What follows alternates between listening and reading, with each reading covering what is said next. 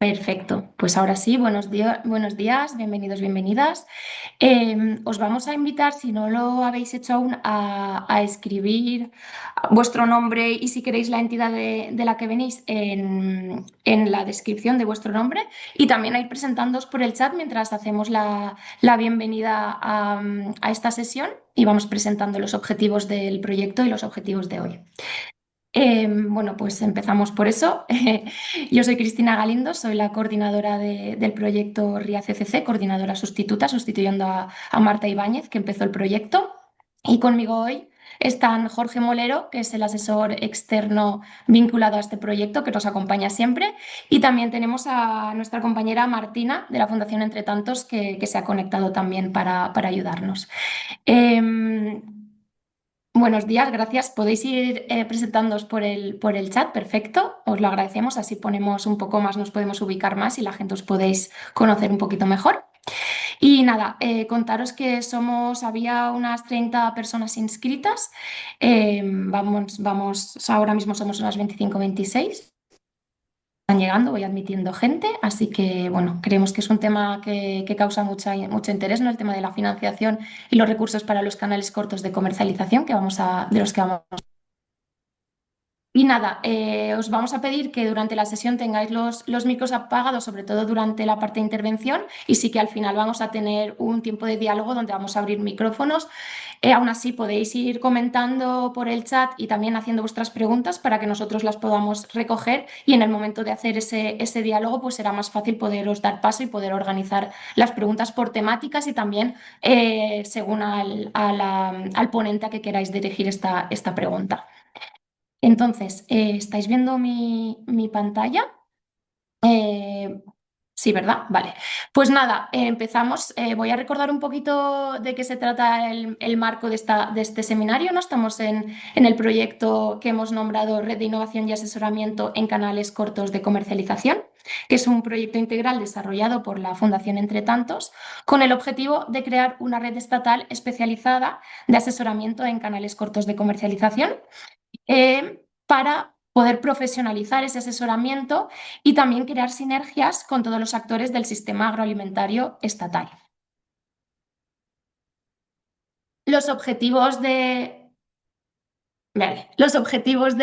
proyecto es, como he comentado, crear esa red estatal de asesores especializados que trabajan en canales cortos de comercialización. Para ellos hemos creado una plataforma digital de intercambio para dinamizar esa red, donde también tenemos el directorio de asesores, donde los asesores trabajando en activo en canales cortos ya se están inscribiendo, tenemos más de 50 entradas. También potenciar las capacidades y colaboración entre los asesores, porque al final el objetivo de estas sesiones también es mejorar las competencias técnicas en canales cortos de comercialización e intercambiar entre iguales y aprender de buenas prácticas, que es el objetivo 3, adopción de buenas prácticas e innovaciones, visibilizar esas experiencias de productores, de asesoramiento e integrar ni las estrategias y las metodologías que ya están existiendo y que están funcionando. Y, por último, fortalecer la colaboración entre los actores del AQUIS. Se trata de una convocatoria para las subvenciones de intercambio de conocimiento y actividades de formación e información destinadas al sector agroalimentario y forestal en el marco del Plan Estratégico de la PAC 2023-2027. Está cofinanciado por los fondos FEADER en un 43% y el 57% y la gestión de estos fondos está realizada por el Ministerio de Agricultura, Pesca y Alimentación.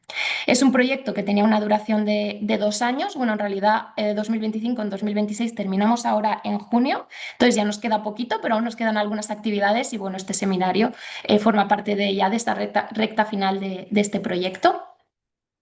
Nada, un poco para visualizar todas las actividades, dónde estamos ahora en el proyecto y todas las actividades que se han ido haciendo, podéis echar un vistazo a esa plataforma web de la que os comentaba, ria-ccc.org. Aquí tenemos todas las actividades que vamos haciendo, las publicamos, los vídeos, los recursos, materiales, está todo ahí. Hemos tenido otros seminarios técnicos, este es el cuarto. Y cuarto y último ya que había previsto en esta fase del proyecto. También hemos tenido otros encuentros virtuales con profesionales que están desarrollando los canales cortos de comercialización. Hemos tenido un encuentro internacional de buenas prácticas para traer proyectos de qué se está haciendo en Francia, Italia y Estados Unidos. También hemos tenido unos cafés de innovación que han sido un formato muy innovador porque hemos empezado a hacer unas sesiones más informales, pero donde hemos sacado temas que nos preocupan y que hemos podido trabajar de forma conjunta y que vamos a seguir profundizando y trabajando a partir de ahora, porque bueno, el proyecto se termina en junio, pero nuestra idea es que todo esto vaya continuando y que todo lo que se ha creado pueda tener esa continuidad y pueda seguir sirviendo. Y bueno, todo está ahí disponible en la plataforma web. Os invito a echarle un vistazo si no lo habéis hecho aún. Y nada, ahora ya nos centramos en el seminario técnico de hoy. Aquí tenemos el programa previsto. Empezamos con esta bienvenida introducción que ya os estoy haciendo y que ya voy a terminar para dar paso a las personas ponentes, que es lo más importante de la sesión de hoy. Primero tendremos al Ayuntamiento de Vitoria para ver el rol municipal en el apoyo a los canales cortos de comercialización. Seguiremos con el caso de Cataluña, que nos contarán un poco el modelo de financiación autonómica y específicamente desde el departamento de Teresa Colell, que ya nos traerá un poco las ayudas que ella gestiona. Y terminaremos con la financiación privada y acompañamiento a iniciativas desde la Fundación Daniel y Nina Caraso. Como os decíamos, tendremos un espacio de debate y conclusiones. También tenemos unas preguntas preparadas para las personas ponentes, pero os invitamos también a poder compartir vuestras experiencias y a hacer vuestras preguntas para ellas. Y con esto terminaremos un poco con los próximos pasos del proyecto. Sin más, voy a dar paso a la primera ponencia de hoy. Ah, sí. Bueno, ahora lo comento. Decir que este seminario técnico que habla sobre financiación, como ya sabéis, en realidad forma parte un poco de un itinerario que habíamos estado preparando y ya tuvimos en el 29 de abril un café de innovación sobre financiación. En ese caso, estuvimos estudiando casos concretos de personas que han gestionado ayudas desde la parte de quien ha recibido esas ayudas y ahora tenemos la visión complementaria de los financiadores. Entonces son dos sesiones que se complementan y todas las conclusiones, los hallazgos y propuestas que están saliendo de estos talleres, pues vamos a poder también traerlos y seguir trabajarlos en el seminario estatal que organizamos en Madrid el 4 de junio. La semana que viene nos vemos en Madrid y nos vemos con algunas de las personas que estáis aquí en esta sesión también. Ahora sí, con esto voy a dar paso a... Voy a dejar de compartir mi pantalla para que puedan compartir pantalla desde el Ayuntamiento de Vitoria. Tenemos a María de Santiago y a Marián Mesanza. Ellas nos traen el rol municipal en el apoyo a los canales cortos, más allá de la financiación directa, porque puede haber financiación directa, pero también otros recursos que pueden ayudar a esa producción en canales cortos. Muchas veces la escala local es la más cercana a productores y consumidores y entonces desde esta perspectiva y desde este papel clave, pues se puede apoyar a los canales cortos como ellas nos van a explicar ahora. María, os dejo el espacio para vosotras. Bueno, pues lo primero, gracias por invitarnos a participar en esta jornada y bueno, pues yo soy María Mesanza, trabajo en promoción económica en el Ayuntamiento de Vitoria y María de Santiago, mi compañera, trabaja en el Centro de Estudios Ambientales. Entonces llevamos ya tiempo trabajando juntas en muchos aspectos y por eso hoy hacemos la presentación acompañadas, ¿vale? Una de las preguntas que nos hacían era un poquito cuál era el marco político que sostiene a estas acciones que realizamos relacionadas con la comercialización. Entonces, hemos comentado, bueno, lo primero, los ayuntamientos son los que tienen las competencias exclusivas en todo lo que tiene que ver con la ordenación y con la gestión de los mercados municipales, las ferias, la venta ambulante y demás, ¿vale? Eso a nivel de marco general en cuanto a la venta. Pero luego tenemos lo que en 2011 llamamos ponencia de empleo, que se trataba de definir pues eso, un modelo de intervención en materia de empleo en el ámbito municipal y en el que pudieran participar los agentes locales. Entonces, pues está constituida por nuestro departamento, Promoción Económica, Empleo, Comercio y Turismo, Participaron todos los partidos políticos que tenían representación municipal y siguen participando. Y luego, pues, invitamos a participar pues, a los agentes sociales y económicos de la ciudad. Se trataba de definir líneas estratégicas de actuación con acciones específicas a desarrollar, que tuvieran su plasmación en el territorio y que tuvieran programas concretos y luego los instrumentos necesarios para desarrollarlas, ¿no? Y fue el departamento nuestro, Promoción Económica, el encargado de ponerlas en marcha. La acción que hemos destacado de las 10 acciones consensuadas fue la que tuvo que ver con el desarrollo de un proyecto para la generación de empleo en el subsector de la agricultura ecológica, del que luego os hablaremos. Otra del marco político sería la estrategia agroalimentaria. Sí, bueno, como comentaba Marian, de las líneas o los proyectos políticos de donde emanan estas actuaciones, la segunda es la estrategia agroalimentaria. En Vitoria tenemos una estrategia que data de 2017. En aquel momento se desarrolló una estrategia y un plan de acción con una serie de líneas, con unos objetivos muy amplios y poco concretos, digamos. Entonces, ahora estamos en proceso de actualización de esta estrategia y del plan de acción ya con una visión 2030 o post-2030 y lo que queremos con esta nueva estrategia es lo que en su momento fueron unos objetivos muy difusos, digamos, concretarlos.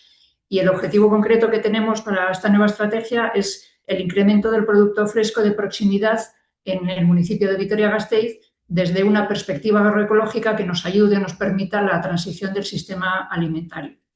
Y entonces, para incrementar este consumo de producto fresco, entendemos que la herramienta son los circuitos cortos de producción y consumo y que de manera complementaria se apoyen en la agroecología, en prácticas regenerativas para mejorar el suelo, para incrementar el secuestro de carbono y ayudarnos también en esta emergencia climática. Y partiendo de la base de estos dos elementos políticos que nos soportan, digamos, os vamos a contar un conjunto de actuaciones que desarrollamos en el Ayuntamiento de Gasteiz para apoyar a los circuitos cortos de comercialización y que se centran en estas 4 líneas o 4 elementos de apoyo.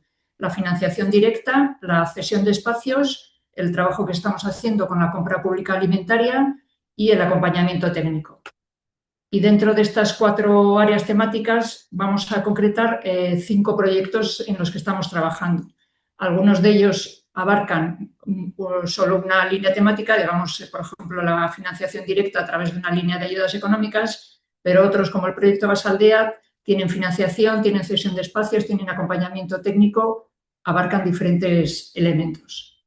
Y vamos contando ahora un poco estos proyectos concretos y le paso de nuevo a Marian. Como hemos ordenado según esos instrumentos disponibles, pues empezamos igual hablando de las ayudas económicas. Claro, es muy difícil decir si las ayudas se destinan única y exclusivamente a desarrollar los canales cortos de comercialización, pero hemos intentado recoger todas aquellas que tiene el ayuntamiento que creemos que de una forma u otra sí les pueden beneficiar.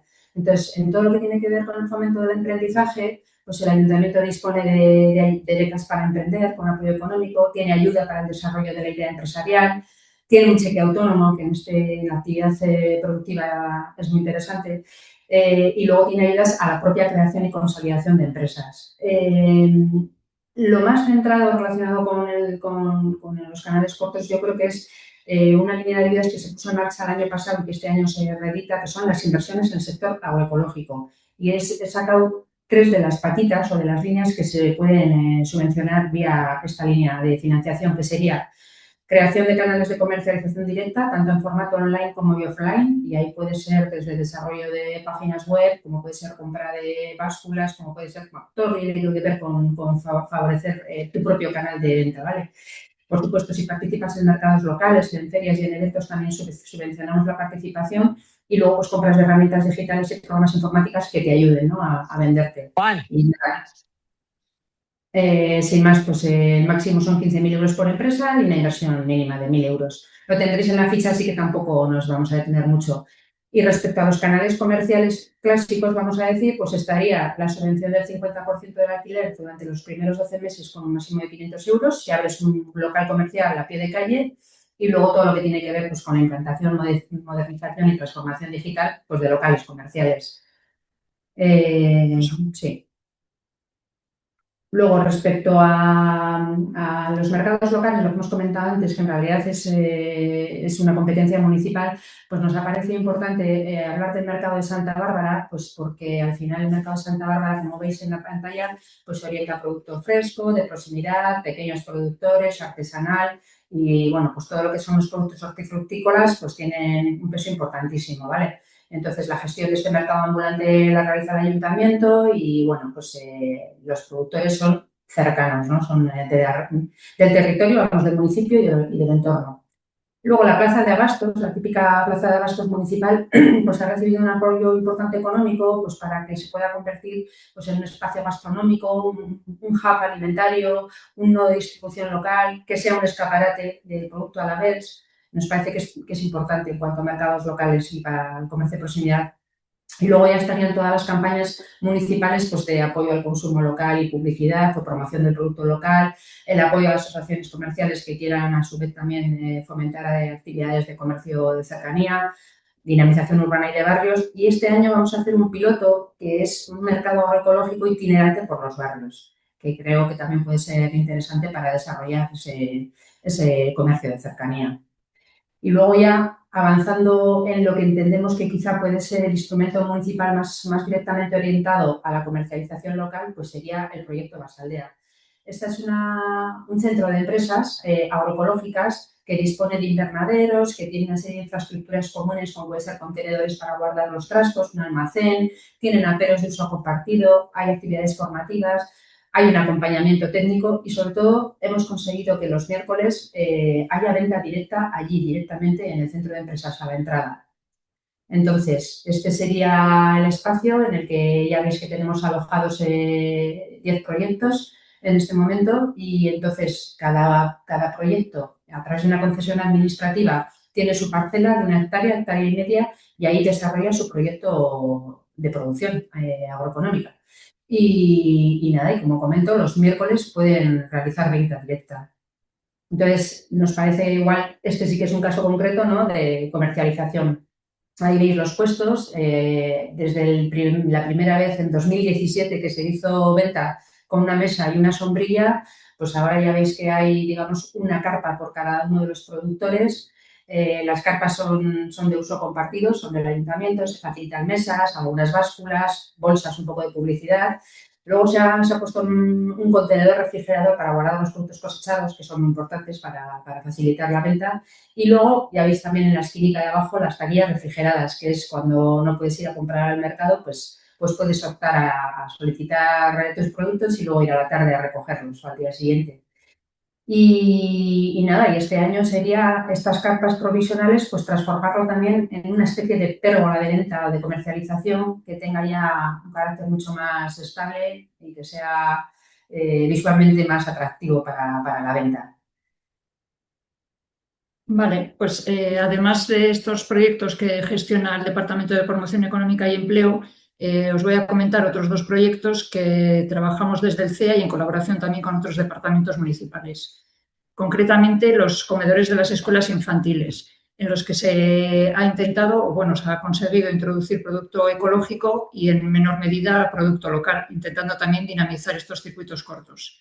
Este proyecto surge de una necesidad del Servicio de Educación de 2018 en el que tuvieron un mandato del ayuntamiento para adecuar el sistema de compra de alimentos porque estaban comprando, digamos, de forma en el día a día. Cada escuela compraba lo suyo y luego, por otra parte, se necesitaban adecuar los menús, lo que comían las criaturas en los centros escolares, a otra serie de dietas como puede ser la dieta vegetariana o la dieta halal. En concreto, se me ha olvidado deciros que esto se refiere a las escuelas infantiles que son de gestión municipal, porque la educación, aunque es una competencia del Gobierno vasco, por una cuestión de una herencia o, digamos, de una inercia del pasado, hay 5 escuelas infantiles que las gestiona el ayuntamiento. Y se da de comer en estas escuelas a niños pequeños de 0 a 3 años y son unos 200 menús al día. Es decir, no es una gran escala, pero bueno, tiene su importancia. Y a partir de esta necesidad que os comentaba, que surgió en 2018, empezamos a colaborar desde el CEA con el Departamento de Educación del Ayuntamiento y hicimos un estudio para valorar la viabilidad de un modelo de comercialización de producto local y ecológico destinado a estos comedores. El proyecto no llegó al final a generar este modelo de comercialización, pero sí nos permitió empezar a hablar, digamos, con los productores locales, con la Asociación de Productores Ecológicos Bione Casaricha, y sí que llegamos a determinar que algunos productos, no todos desde luego, de los que se utilizaban en las escuelas, sí algunos podían ser suministrados por productos locales y sí que conseguimos concertar con ellos unos precios, ¿no? Unos precios que se consideraran adecuados por parte de las propias productoras. Después lo que hicimos fue una adecuación de los menús al producto de temporada y a los requerimientos nutricionales. Esto fue gracias también a una ayuda de la Fundación Caraso. Y al adecuar estos menús al producto de temporada, lo que conseguimos es hacer unas fichas de cada uno de los platos que se generan o que se sirven en las escuelas. Con esos platos se podían cuantificar las cantidades de producto y con esa cuantificación ya elaborar los pliegos. Y así, en 2018 se empezaron a elaborar pliegos en los que se requiere, es obligatorio, la producción ecológica para frutas, verduras y elementos de despensa, que le llaman, y luego se introdujeron una serie de criterios de sostenibilidad con la intención de favorecer al producto de proximidad. Ahí veis dos enlaces. Si luego la organización nos comparte las presentaciones, tenéis los pliegos del último contrato para el curso que viene y un vídeo sobre los comedores escolares que está chulo. Y luego, por último, el proyecto Crops for Life. Este es un proyecto financiado por el programa LIFE de 2022, en el que llevamos trabajando desde septiembre de 2023 y finalizará en febrero de 2028. Como os decía, es financiado al 60% por la Unión Europea a través de este programa LIFE y el restante 40% lo tiene que aportar cada socio de proyecto en función de su presupuesto, de manera proporcional. El objetivo del proyecto Crops for Life es reducir la huella de carbono del sistema alimentario local a través de la generación de un esquema de gobernanza con todos los actores locales. Lo que trata de ser este proyecto es un proyecto piloto de lo que es nuestra estrategia agroalimentaria, es decir, cómo reducir la huella de carbono del sistema, cómo transitar hacia un sistema alimentario sostenible a través de la agroecología y los circuitos cortos. Las 9 entidades que veis ahí somos los socios de proyectos con la coordinación del CEA. Y, como os decía, lo que tratamos de hacer es un proyecto piloto para instalar un circuito corto de producción y consumo de alimentos frescos basados en la agroecología. De manera muy escueta, para poder instalar este circuito corto tenemos que atacar desde la producción hasta el consumo. La producción es, si acaso, el punto débil de todo el canal, de toda la cadena de valor, porque no hay muchos productores agroecológicos en Gasteiz. Entonces, para ello instalamos o nos hemos inventado un espacio test agrario, que es un programa de acompañamiento y facilitación de los productores ecológicos. Tenemos una plataforma de venta online para facilitar la venta, en vez de tener en vez de que las personas se acerquen al mercado, aquellas que no tenemos posibilidad por nuestros horarios de acercarnos al mercado, pues que el mercado venga a nosotras. La distribución se hace el reparto de última milla con un sistema de bicicleta y para dinamizar el consumo, la idea de proyecto es dotar a los productos de una trazabilidad, ¿no? Saber de dónde vienen, quién los ha producido, cuál ha sido su beneficio para el planeta y de un etiquetado Planet Score. De estos 5 proyectos que os hemos contado, pues podemos extraer alguna serie de aprendizajes, de obstáculos, de cosas que han ido bien, de cosas que han ido menos bien. Y, por ejemplo, en lo que respecta a los comedores de las escuelas infantiles, lo que ha sido realmente positivo es la mejora en la alimentación del alumnado. Eso no cabe duda, porque comen producto ecológico, comen un menú más adecuado a sus requisitos nutricionales. Tuvo muy buena acogida por parte de las familias y nos ha servido como un ensayo para la contratación pública de alimentos. Y en las cosas menos buenas o puntos de mejora que tenemos que mejorar, pues el alcance limitado en cuanto al volumen de compra no ha logrado el dinamizar la producción local, que también era uno de los objetivos. Y como enseñanza, pues la necesidad de estructurar al sector productivo y la necesidad de que exista una entidad logística que sea la que haga la función de llevar los alimentos del productor a las escuelas. Y en cuanto al proyecto Crops for Life y lo que se concreta en Aleco Asoka, es decir, en el mercado, los elementos positivos serán, de cara a los productores, les permite diversificar sus canales de venta, abrirse al mercado con poco esfuerzo, porque es una herramienta muy, muy fácil, muy sencilla de cara al productor, les ofrece ventajas les facilita la facturación. Y en cuanto a las partes negativas y enseñanzas, lo mismo, por otra parte, que también se requiere en este caso que haya una entidad logística diferente a la propia personalidad de los productores que haga esta labor. Y esto ya es una reflexión más personal más que una enseñanza del proyecto. Una de las dificultades del proyecto es que entiendo yo que es un proyecto que ha surgido más del empeño institucional por consumir y por incrementar este producto de cercanía que de una necesidad real del sector primario. Y de ahí también vienen algunas de las dificultades de proyecto. Y le paso a Marian. No, yo en realidad creo que son casi los aprendizajes y los obstáculos son iguales para todos los proyectos, ¿no? Masaldea nos parece que es un proyecto interesante, pero bueno, no deja de ser 21 hectáreas, ¿no? Entonces, por sí solo no va a poder transformar el sistema alimentario urbano. La Plaza de Abastos tiene los mismos problemas que ha comentado María, ¿no? Sobre todo es eso, que nos falta ese sistema de compra público que esté conectado con los mercados y con los productores locales. Y bueno, los mercados locales ya conocemos en todas las ciudades más o menos, pues se puede tener el problema de la burocracia, ¿no? O de las barreras para que los pequeños productores puedan acceder.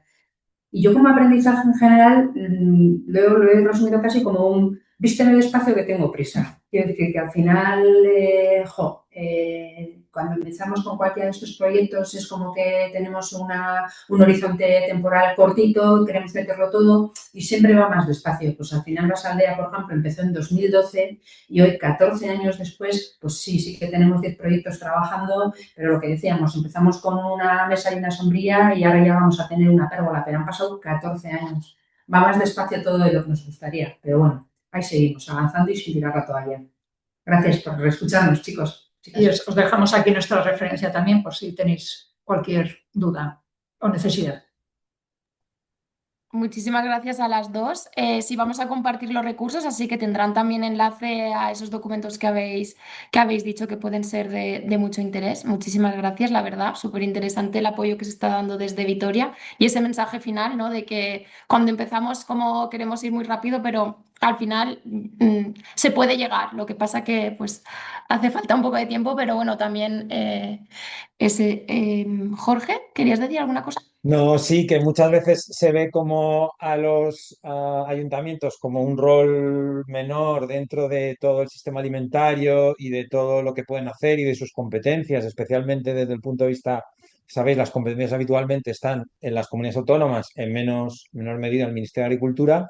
Y como podéis ver, pues el Ayuntamiento de Vitoria-Gasteiz es un ejemplo de cómo con las competencias municipales, como bien han dicho Marian y María, se pueden hacer muchísimas cosas y fijaos la cantidad de apoyo que se da de forma directa, de forma ayuda directa o muchas veces, por eso la financiación aquí también es una financiación indirecta, que muchas veces los productores se pueden beneficiar de esas infraestructuras, las carpas, la refrigeración y todo eso, que si lo hicieran de motu propio sería bastante complicado. Entonces, nada, pues darlos la enhorabuena al Ayuntamiento de Vitoria-Gasteiz y a María por el fantástico trabajo que hacen.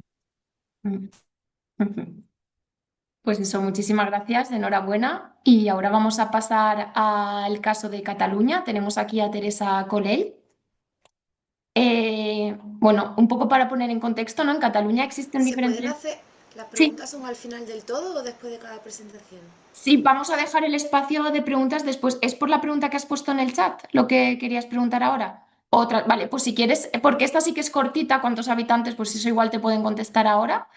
Eh, Sí, 260.000. ¿Vale? Y como estas cortitas sí, pero después, pues, si quieres, lo dejamos para el final, ¿vale?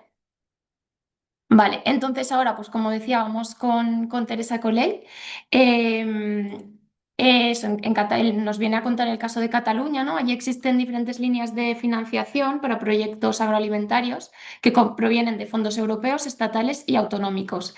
Y dependen de varios departamentos. Tenemos el departamento de empresas que gestiona, por ejemplo, los proyectos Singular, ¿no? Que habréis oído hablar de ellos.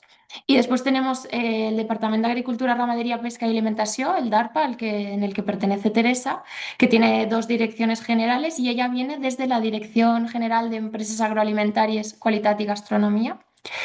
Y nos va a hablar de las ayudas existentes dentro del Pla Estratègic de la Alimentación de Cataluña, orientadas especialmente a pequeños productores y elaboradores. Entonces, Teresa, ¿quieres compartir A ver, pantalla ¿cómo lo como tengo? habías hecho antes? ¿Dónde lo tengo? ¿Es esto? ¿Se ve? A ver, voy. ¿No se ve? No, porque yo no os veo. No vemos, no sé, no vemos, es abajo. El primero en el Zoom tienes que darle a la pestañita abajo del todo donde pone compartir, que hay un cuadradito con una Ah, claro, flecha, ¿te si no le acuerdas? digo compartir, no compartirá. Claro, primero compartes y ya después Vale. desde la presentación.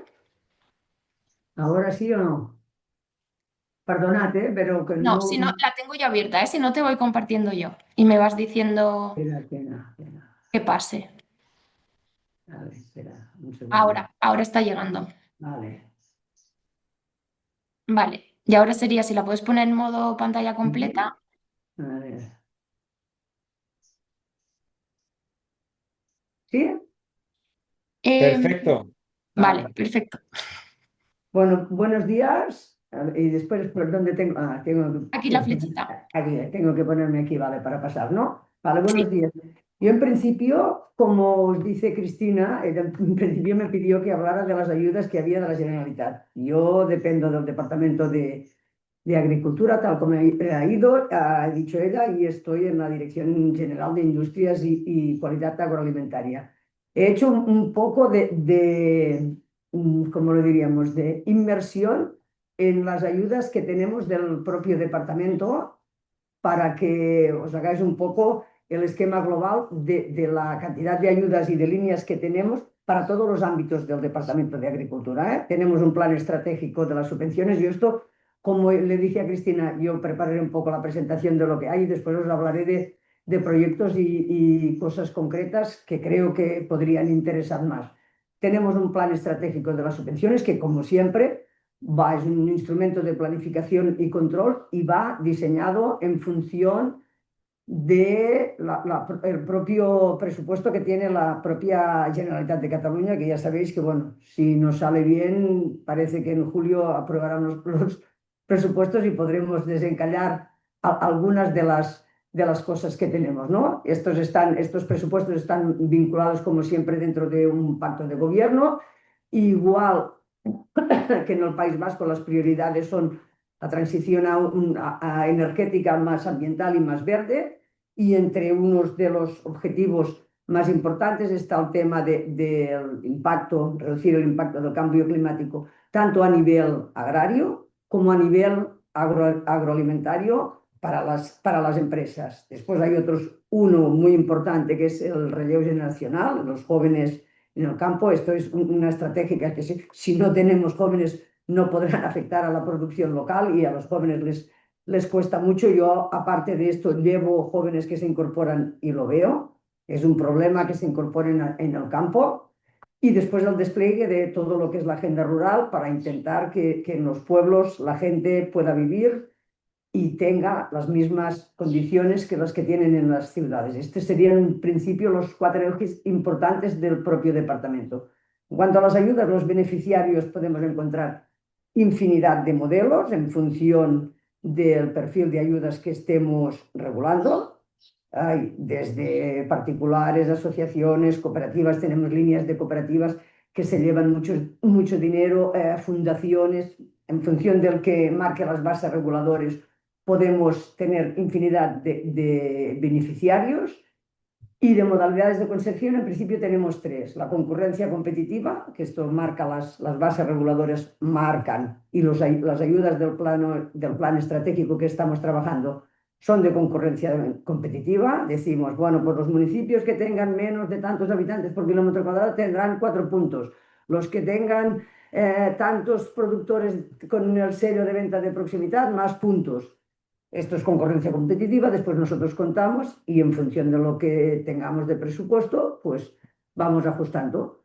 Concurrencia no competitiva es el primero que lleva, el primero que se lo lleva, y cuando se ha terminado el dinero, se ha terminado. Y concesión directa son pues, por temas que a la propia administración nos sale una ley y le interesa que los agricultores lo apliquen, pues se les da una ayuda para impulsar el cuaderno de campo, para estas cosas que al principio son más voluntarias y después con el tiempo pues se hacen en función de obligatorias. Te ayudamos ahora, te bonificamos, te damos, te buscamos 5.000 euros para que te asesore a llevar todo esto, todos estos papeles, porque a la larga, cógelo porque a la larga lo tendrás que hacer solo porque el periodo de enseñanza ya ha pasado. Y después por otras causas de ayudas directas, pues yo que sé, la guerra de Ucrania, la peste porcina, vamos a ver cómo termina, de cosas que son inherentes al sistema de funcionamiento normal, ¿vale?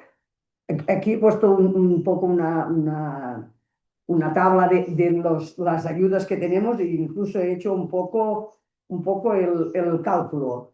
Tenemos de presupuestos propios de la Generalitat, más o menos 200 millones de euros, del Estado 12 millones, del FEADER 38 millones, del FEAGA, que es el que nos da más que el Fondo de Garantía, unos 300 millones, y para pesca unos 14 millones. Esto supone, haciendo los cálculos, que más o menos un 60% viene de Europa, un 35% viene de la Generalitat y un 4% viene del Estado. Esto es lo que tenemos. Y a veces tienes fondos, muchas veces son fondos que son cofinanciados o líneas, por ejemplo, estas líneas del plan estratégico, os explicaré ahora que hay de ayudas de Estado, hay de minimis, hay de fundaciones, hay de todo, y a veces tienes que poner, si el Estado pone tanto o Europa pone tanto, tú tienes que poner tanto, si no lo pones no puedes ir para adelante. Y de este montante de dinero, las unidades o las direcciones generales o las secretarías generales que se reportan más líneas, he hecho un poco un abstracto de las líneas. La Dirección General en la que estoy yo, de Empresas y Calidad Agroalimentaria, es la que se lleva la palma. Aquí está todo el tema de industrias, todo el tema del plan estratégico, que después os hablaré un poco más, la de línea de desenvolupamiento rural, que estos también trabajan con pequeños productores, tienen la incorporación de jóvenes, tienen todos los temas de modernización. Aquí también hay dinero. Yo he preguntado cuánto dinero tienen de la Dirección General de Desenvolupamiento Rural para el tema agroalimentario, pero aún no lo tengo. Si me llega, Cristina, ya te lo pasaré, porque aquí también hay una parte que no es obradores compartidos como tenemos nosotros, pero si un productor tiene cabras y quiere hacer una quesería, pues puede ir por allí, porque tenemos una serie de limitaciones.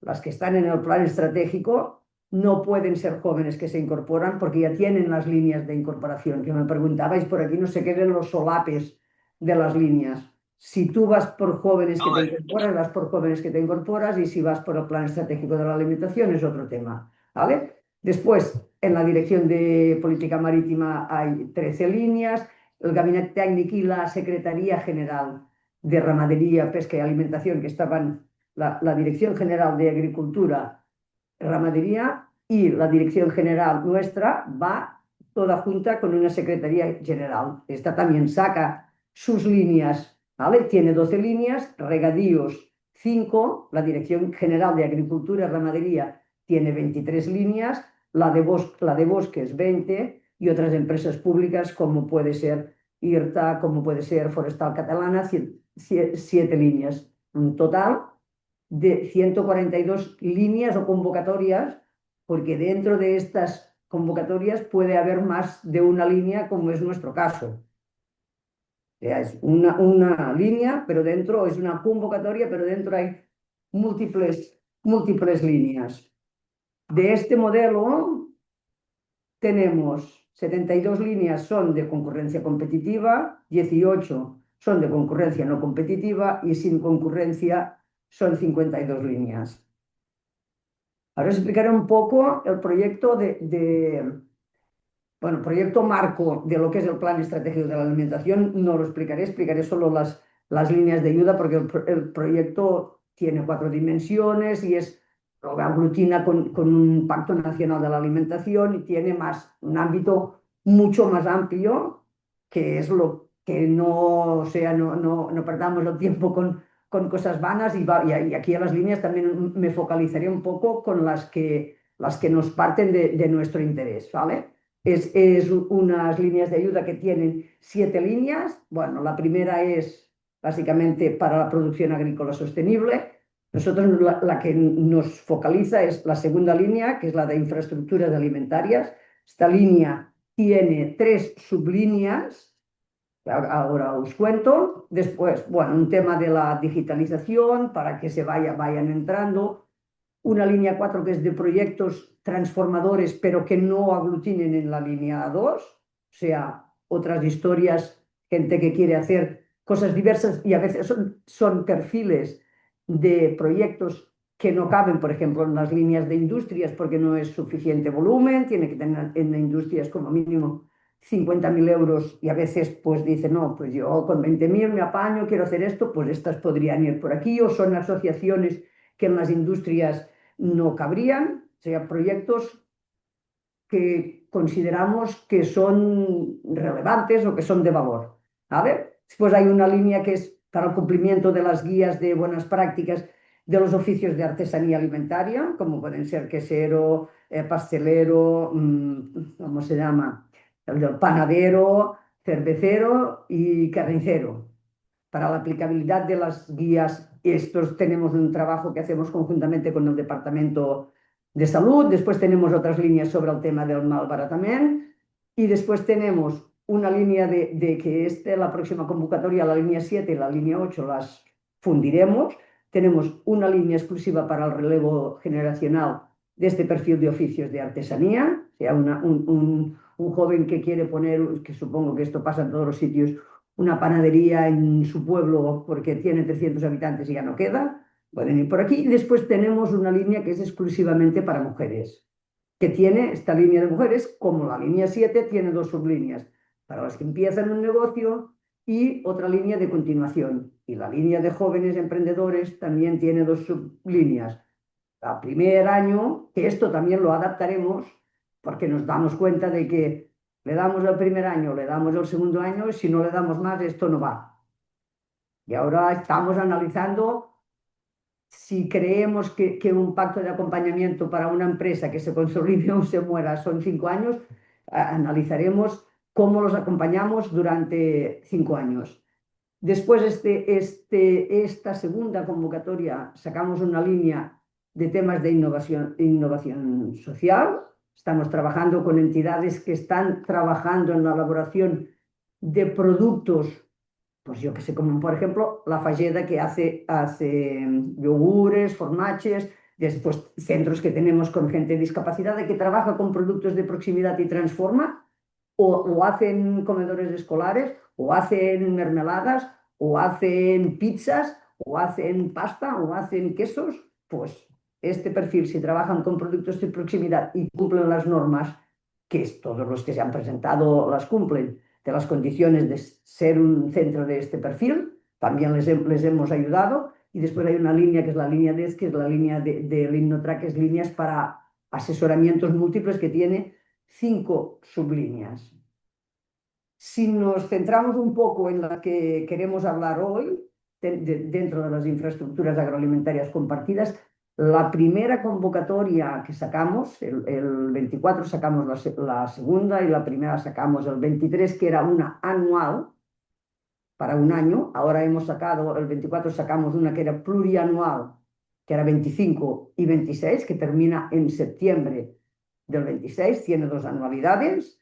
En la primera convocatoria de las infraestructuras agroalimentarias compartidas solo teníamos los obradores compartidos y los mataderos de baja capacidad móviles a explotación o salas de elaboración de productos cárnicos de los que ya tienen matadero propio. No teníamos nada, ni se nos había planteado nada aún de todo el tema del proyecto de las redes de distribución conjunta. Este ha sido ahora porque, bueno, pues estando por el territorio te das cuenta de que hay muchos pequeños productores que se juntan pues porque se conocen, porque son amigos, porque tienen intereses comunes, porque yo tengo una furgoneta que no va y tú dónde vas.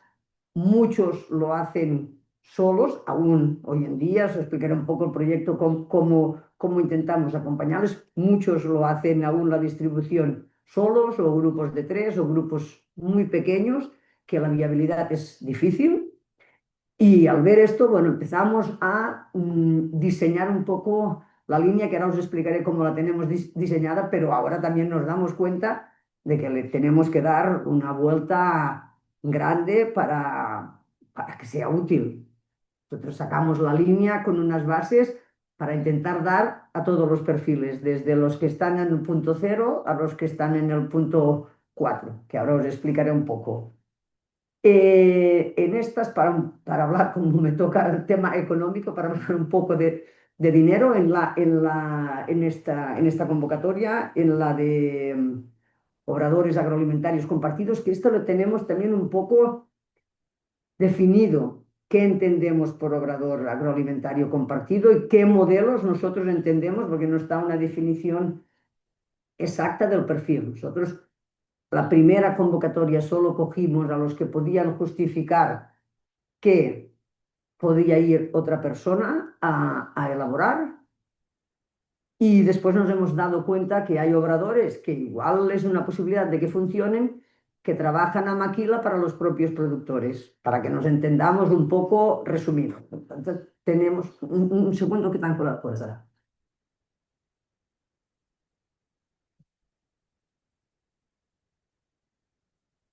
Por tanto, tenemos como dos perfiles de obradores distintos, ¿vale? En esta de obradores alimentarios compartidos también he buscado un poco las cifras. Este año se ha dado 1.500.000 euros, pero teniendo en cuenta que es 2 anualidades.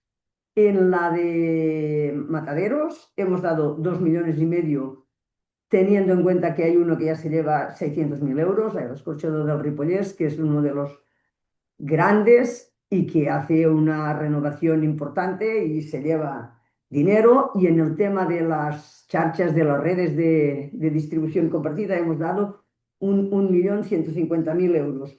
Esto se terminará, esto es lo que ellos han propuesto y lo que nosotros aceptamos. Ahora faltaría aquí un poco las que no están justificadas, que cierran en septiembre.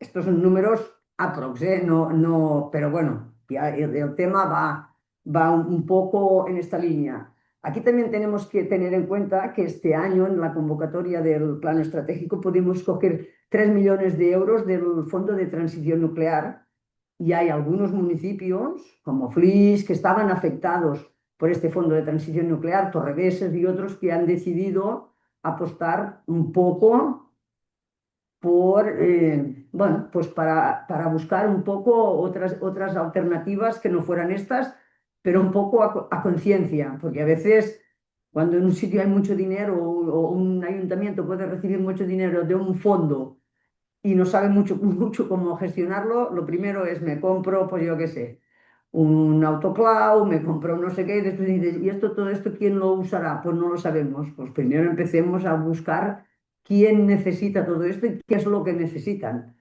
Y a partir de aquí empecemos a diseñar cosas.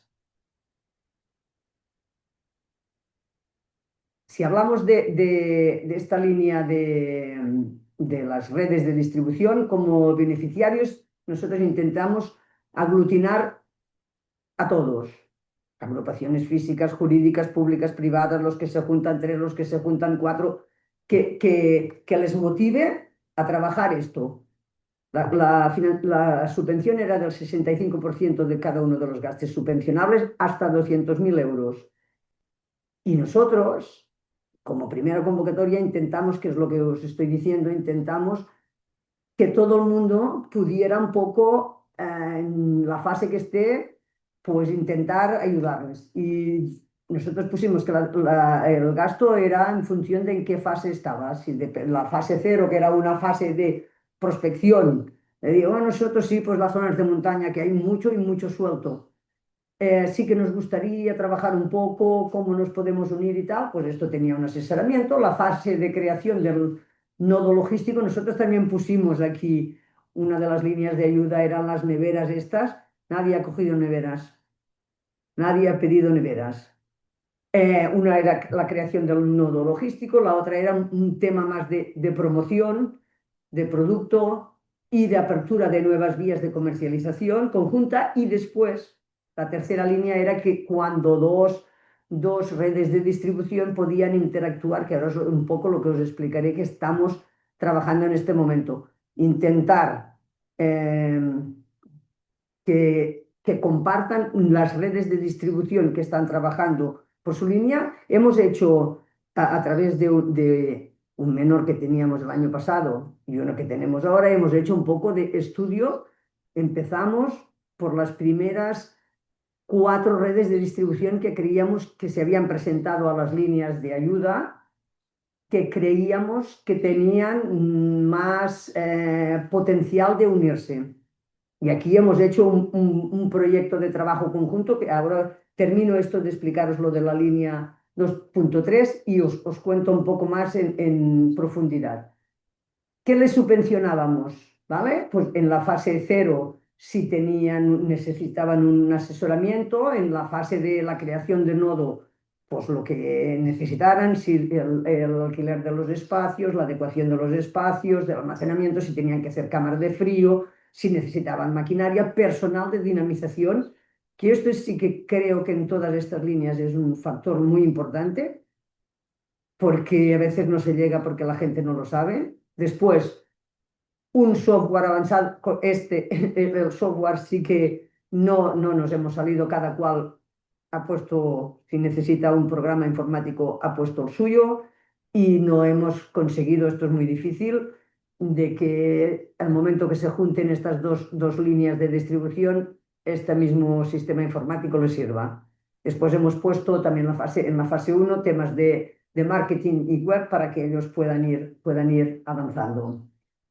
En la fase 2 de promoción del consumo del producto y apertura de nuevas rutas de comercialización, estaba el servicio de renting de las furgonetas. Este es otro de los estudios importantes y las conclusiones que hemos sacado. Todo el mundo quiere tener una furgoneta y después la furgoneta la mitad de los días no funciona y tienen las furgonetas en propiedad. Si haces un estudio más detallado de los costes, seguramente que te sale más económico alquilar la furgoneta que no comprar. Después había todo el tema del material de promoción, como es el sello de la venta de proximidad, y les ayudábamos. Y después en la fase 3, personal comercial para búsqueda de clientes de productos agrupados. Nosotros también estamos trabajando con la ley de la alimentación, también estamos trabajando. Yo creo que aquí en Cataluña, no sé esto si hay aquí algún catalán o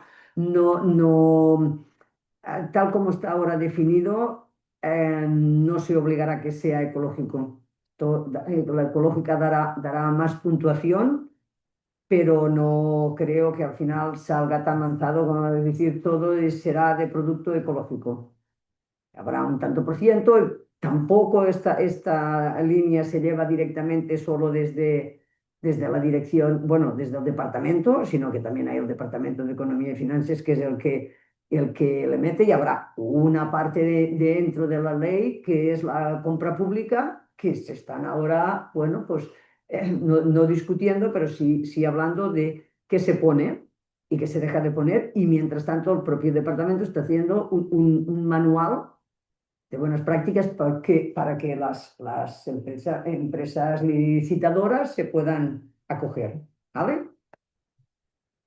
O sea, un poco lo que tenemos subvencionado para cada una de las fases es un poco de lo que nosotros nos pensábamos en aquel momento, y uno seguía diseña las líneas de ayuda en las otras comunidades, pero aquí muchas veces te toca a los técnicos y bueno, y después tienes que volver a modificar, por mucho que intervención te diga, no, haz unas bases reguladoras que sean amplias, bueno, tan amplias para que entre todo no, y tan estrechas para que no entre nada tampoco, y se tienen que ir modificando porque esto, como habéis dicho, estos son proyectos que son jóvenes. Desde distribución aquí no, cada cual hacía lo que podía y se entendían entre ellos y no se habían planteado en ningún momento recibir ayudas.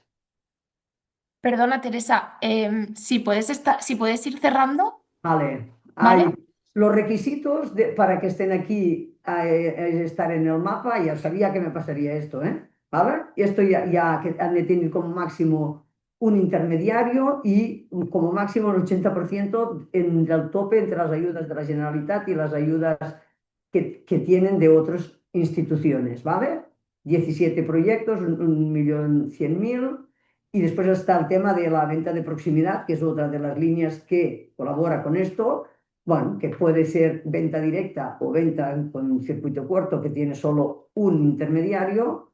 Tenemos 2.350 productores acreditados en el 2026 y esto supone un 6% de la población catalana, hay de la población agrícola, y después tiene un presupuesto asignado para el 2026 de 1.300.000 euros y se han presentado un total de 26 solicitudes. Yo lo dejo aquí y si alguien quiere más cosas, pues hablo de más cosas si lo sé.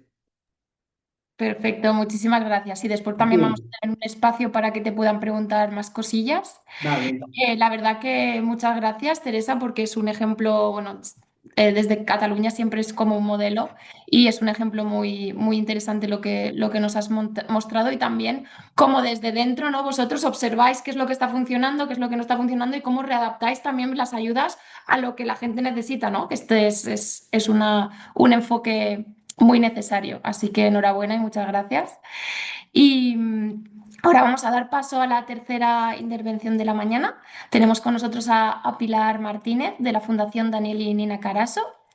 Ella va a hablarnos de financiación privada y acompañamiento a iniciativas, en este caso a los canales cortos de comercialización, porque pues, la Fundación es un actor relevante en este apoyo y está llegando a muchos proyectos y está permitiendo, bueno, también nos lo ha dicho desde el Ayuntamiento de Vitoria que también han recibido financiación de ellos. Así que muchas gracias, Pilar, y te dejo la palabra.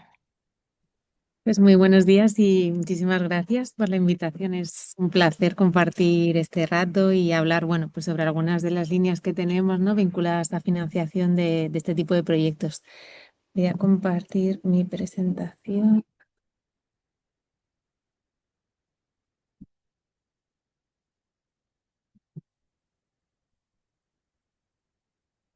Vale, creo que ya se ve, ¿verdad? Sí, fenomenal.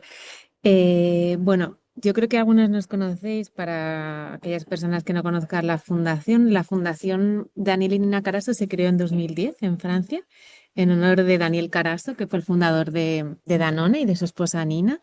Es una fundación familiar, no está vinculada a la empresa. Su única hija, Marina, que aparece en la foto, heredó una fortuna, ¿no? Y decidió ponerla a disposición de la fundación para trabajar en dos ejes fundamentales: alimentación sostenible y arte ciudadano, en Francia y en España.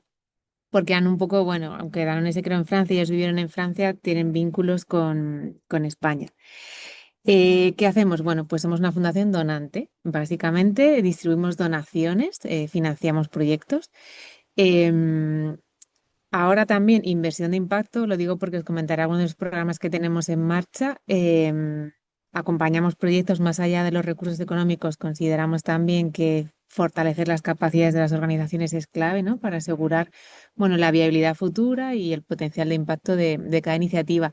Conectamos, creemos que al final, pues muchos de los proyectos que apoyamos son bastante innovadores, a veces no tienen referentes, ¿no? Entonces, conectar, compartir conocimiento nos parece clave también, ¿no? Para seguir avanzando y construyendo el camino de la transición alimentaria de manera conjunta. Evaluamos, de alguna forma es un reto, estamos empezando también a nivel de fundación, ¿no? No como una forma de auditar los proyectos, de ver qué se consigue o qué no, que os contaré ahora un poco más, pero Caraso no funciona de esa forma, pero sí para posicionar, poner en valor, ¿no?, el impacto que están consiguiendo los proyectos. Aprender y compartir, ya os digo, o sea, queremos estar cerca de los proyectos porque es una forma también para nosotras de aprender, de seguir mejorando nuestros programas, pero también de compartir y llegar a otros proyectos, ¿no? Y ya os digo, entre todos, movernos juntos y conseguir esa transición. Y luego, bueno, pues también dar voz, estamos apoyando diferentes iniciativas, ¿no?, a nivel de incidencia, porque somos conscientes de que al final también un cambio en políticas es necesario, ¿no?, para realmente también transformar el sistema alimentario. Aunque os he dicho que tenemos dos líneas, por la temática y porque yo trabajo en alimentación, nos vamos a centrar en alimentación sostenible, ¿vale? ¿Qué queremos hacer? Pues acelerar la transición hacia un sistema alimentario más sostenible. Desde la Fundación trabajamos a nivel, siempre desde el origen, que ahora está un poco de moda, pero desde que aterrizamos aquí en 2014 en España, con esa visión sistémica. O sea, consideramos que la alimentación es un sistema, o sea, son personas, son actores económicos, es impacto ambiental, social, económico, diferentes sectores de la cadena de valor. Entonces, creemos que de verdad para conseguir cambios bueno, pues acelerar, ¿no?, y construir esos sistemas más sostenibles, no lo vamos a hacer si solo trabajamos a nivel de producción o a nivel de consumo, ¿no? Tenemos que ser capaces de conectar esos diferentes actores y trabajar todas las dimensiones de la sostenibilidad, porque algo sea ambientalmente sostenible no implica que vaya a ser rentable y que tenga un impacto social. Entonces, hablamos siempre mucho de agroecología. De hecho, bueno, aquí tenéis de manera muy resumida cuáles son los 4 pilares, ¿no?, que marcan nuestra estrategia de acción y de financiación. Trabajamos a nivel más de sector primario, promoviendo prácticas agroecológicas. Ahí trabajamos mucho con cooperativas alimentarias, fomentando un poco, ¿no?, la transición hacia prácticas más sostenibles. Estamos trabajando mucho todo el tema del relevo generacional, ¿no?, que es también un reto bastante importante dentro del sector alimentario.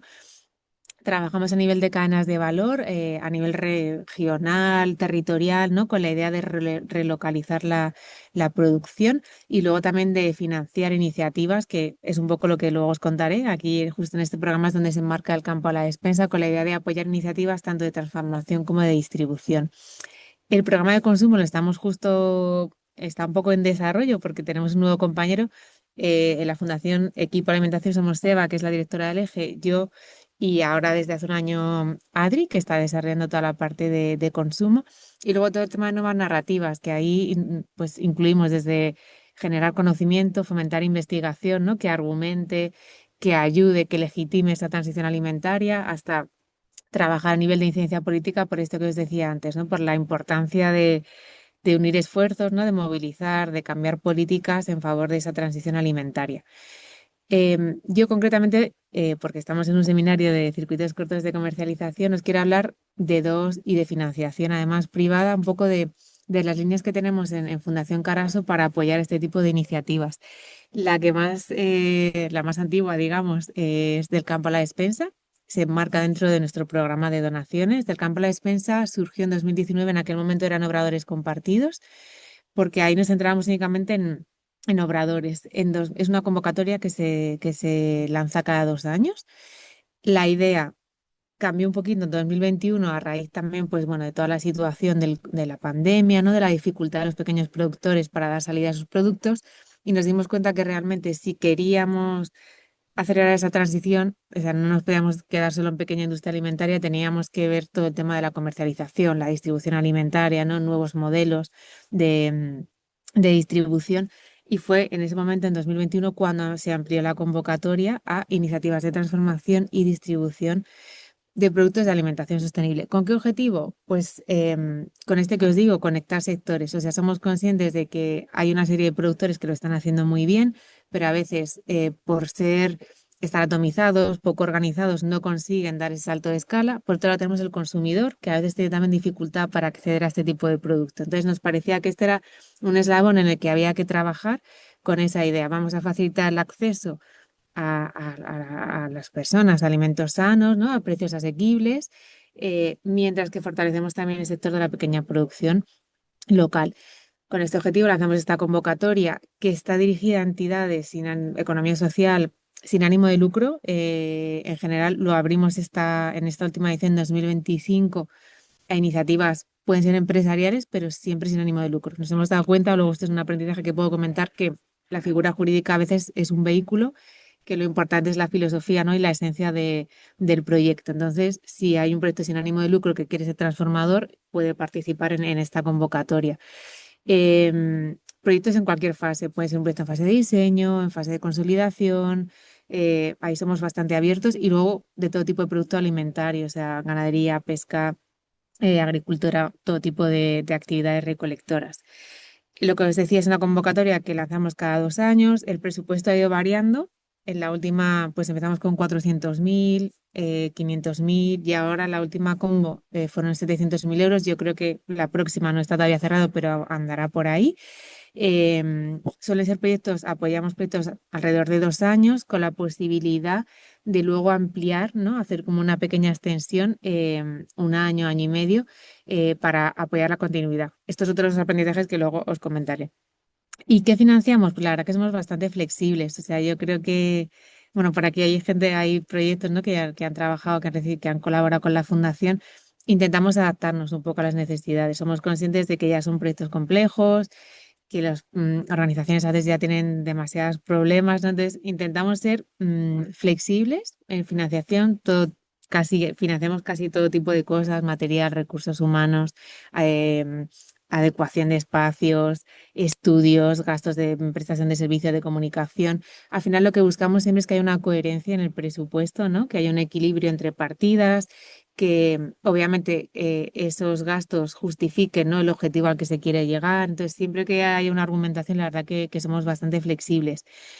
Normalmente, esto es una regla así en general en la fundación, pues solemos financiar como 2/3, hasta máximo 2/3 del presupuesto total. Ha habido proyectos que por circunstancia pues han recibido 100% de financiación. O sea, estamos siempre súper abiertos a la escucha, pero en general sí que pedimos, ¿no? que por parte con recursos propios o con otras financiaciones, que creo que esto siempre viene a sumar, ¿no? Y a fortalecer los proyectos, pues los proyectos cuenten también con esa cofinanciación.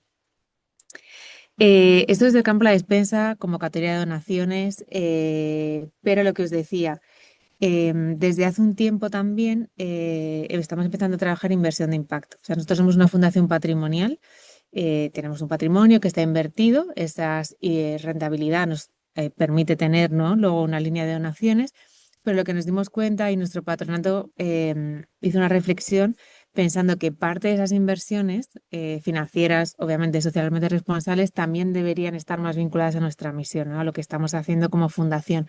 Y de ahí surgió la idea de crear toda una estrategia de inversión de impacto y nuevos programas. Y de ahí surgió Tina. Tina, la verdad que es un proyecto un programa que está yendo fenomenal, lo lanzamos en 2022, es un programa que está tanto vinculado a nuestros dos ejes, acompañamos, o es un programa de acompañamiento e inversión de impacto, ¿vale? Para iniciativas de alimentación sostenible o arte ciudadano y lo hacemos en colaboración con la Fundación Sit2B. Aquí no somos tan concretos en qué tipo de proyecto, ¿vale? Son proyectos que trabajan en alimentación sostenible, puede ser a nivel de producción, de consumo, de distribución, o sea, no es como por ejemplo el campo de la despensa donde sí hay claramente buscamos proyectos de, ya os digo, pequeña industria o de distribución. En este caso no son donaciones, son préstamos blandos de entre 50 y 100.000 euros a 5 o 7 años, o sea, con muy buenas condiciones. O sea, a veces oímos préstamo y es como ostras, pero bueno, que son muy buenas condiciones. Tenemos un fondo anual de 500.000 euros, ¿vale? Para distribuir entre 8 y 10 proyectos, es un poco nuestra idea. Y más allá de la financiación, lo que aportamos también es acompañamiento, tanto en una fase previa a la inversión como en una fase post-inversión. ¿Qué se diferencia un poco? ¿Qué tipo de aquí es verdad que igual abierta a economía social, empresas, quizá vienen o participan iniciativas que sí que tienen una visión un poco más empresarial, digamos, siempre obviamente desde la óptica del impacto. Buscamos desde luego iniciativas que contribuyan a la transformación social, que cuenten con un equipo comprometido, ¿no? Y que tenga las competencias para desarrollar ese proyecto. Adicionalidad, ¿no? O sea, nosotros ahí pensamos que obviamente los recursos también son limitados y que cara esto tiene que ir donde a lo mejor no van otros y apoyar proyectos que de verdad están aportando soluciones innovadoras. Y luego, claro, aquí al final tienen que conseguir una cierta rentabilidad porque la idea y el sueño es que puedan devolver ese préstamo, entonces obviamente tiene que haber un modelo de negocio, ¿no? Que sea rentable o potencialmente rentable con el tiempo. Son un poco nuestros dos programas. por comentaros muy rápidamente aprendizajes. La verdad que lo que os decía antes, nos gusta estar cerca lo máximo posible de los proyectos para ir haciendo avanzar nuestras convocatorias. Del campo a la despensa surgió como una convocatoria de donaciones centrada en un sector. Vimos que era necesario ampliar la distribución y con el tiempo lo que hemos visto también es que más allá de la propia financiación, que obviamente es un valor importantísimo, nos dimos cuenta que era necesario acompañar a las organizaciones. Entonces, del campo a la despensa tiene una parte financiera y un acompañamiento no financiero que consiste en una especie de acompañamiento por Tandem Social, que es una entidad también de la economía social, con una amplia trayectoria en acompañamiento de proyectos de alimentación, donde la idea es asesorar a los proyectos, identificar un poco pues, bueno, necesidades estratégicas, un plan de viabilidad, modelo de negocio, siempre desde el punto de vista un poco de la viabilidad del proyecto, ¿no? Em, y nos ha parecido que era clave porque, bueno, lo que hemos ido viendo es que algunos de los proyectos, lamentablemente, pues no han podido ir haciendo frente a diferentes crisis. Obviamente los últimos años han sido complejos, pero suelen ser proyectos, claro, que no tienen margen de maniobra, ¿no? Capacidad de resiliencia a veces. Entonces, la idea de tener como un modelo económico de negocio, ¿no? Definido desde el inicio, creemos que es fundamental, ¿no? Para ir haciendo el proyecto más resiliente, pues a crisis, ¿no? A barreras, a elementos imprevistos que a veces pasan. Lo que os digo, hemos ido viendo también que los proyectos son vivos, que hay que adaptarse. Yo creo que una de las mayores cosas, mejores cosas, entre muchas ellos, hoy siempre lo digo y no es por, estoy feliz de estar en Caraso, es la capacidad que tenemos o la flexibilidad. O sea, nosotros sí que vemos que los proyectos son vivos, o sea, son proyectos que a veces están pensados para 2 años y duran 3 y 4, que de repente necesitan dinero para una cosa y con el tiempo se dan cuenta que es para otra. O sea, estamos siempre intentando estar cerca de los proyectos y en continua comunicación, intentando también, ¿no? que el proyecto se vaya adaptando y nosotros también, pues eso, entendiendo que los ritmos son los que son, que a veces hay cosas que están fuera de sus manos y que hay que ser pacientes y que luego, bueno, que los proyectos pueden tener cambios y que siempre que estén justificados, ¿no? Y que contribuyan al objetivo para el que ha sido validado ese apoyo, desde Caraso solemos ser bastante flexibles. Y no, por terminar, porque no sé cómo voy de tiempo, pero muy rápido, me comentáis que comentara 2 ejemplos así muy rápidos, que casualmente, y no ha sido aposta, uno es de País Vasco y otro es de Cataluña. Quería traeros 2 ejemplos, uno del campo a la despensa, Viciola, no sé si lo estoy pronunciando bien, es un proyecto del campo a la despensa 2023, es un proyecto maravilloso que tuve la suerte bueno, de visitar hace no tanto. Y la idea, bueno, es estar en Goierri, que es una comarca de Guipúzcoa. La idea, bueno, es un proyecto cooperativo, ¿no? De distribución agroecológica. Tienen esta foto que veis ahí, es un espacio, una tienda. Trabajan con una red de productores locales creo que ahora ya son 30. Y lo interesante es que están muy vinculados, ¿no? Esto es una tienda en Lazcao, pero que están intentando siempre desarrollar redes de distribución en toda la comarca, ¿no? Innovando con máquinas de vending con producto, con una pequeña tienda que se autogestiona, ¿no? Intentando de alguna forma, bueno, pues facilitar el acceso a todos los habitantes de la comarca, pues a producto local, trabajando a todos los niveles, también trabajando en la transición agroecológica a los productores, con actividades con los propios consumidores a través de, bueno, pues encuentros gastronómicos, trabajando también compra pública, ¿no? Con comedores, etcétera. La verdad que es un proyecto muy, muy interesante.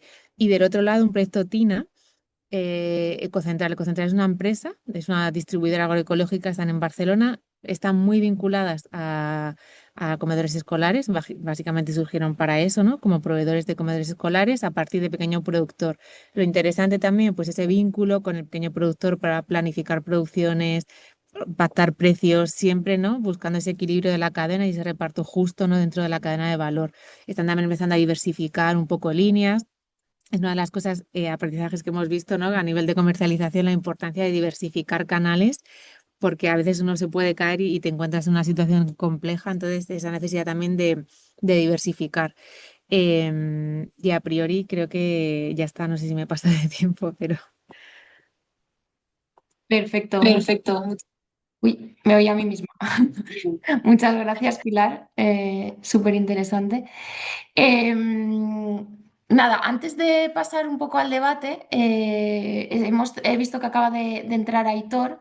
Aitor está en el Ayuntamiento de San Cristóbal de la Laguna y bueno, eh, también queríamos traer un momentito, unos minutos, traer su experiencia, igual que desde Vitoria, ¿no? Están apoyando a los canales cortos desde el ayuntamiento, pues en San Cristóbal también tenemos un ejemplo así. Entonces también queríamos darle un poco ese espacio, unos minutillos, Aitor, para que nos cuentes un poco qué estáis haciendo por allí y después ya pasamos a la parte del debate, ¿vale? Que al final se ha podido unir y pensamos que también es interesante traerlo. Te, vale, te solicito para que reactives el audio. Ahora. Hola, buenos días. Encantado de estar presente en este webinario tan interesante e importante para el sector agrícola y ganadero en su conjunto, porque sin duda alguna los canales cortos de comercialización es en parte la solución a los problemas que están teniendo los agricultores y las agricultoras locales y el medio rural, ¿no? Entonces, en San Cristóbal de la Laguna, yo soy asesor del Ayuntamiento de San Cristóbal de la Laguna, que es un municipio que pertenece a la red de municipios por la agroecología. Estamos concienciados y creemos en los canales cortos de comercialización y desde el año 2019 en adelante venimos trabajando en potenciar los canales cortos de comercialización. Me gustaría compartir pantalla, a ver si...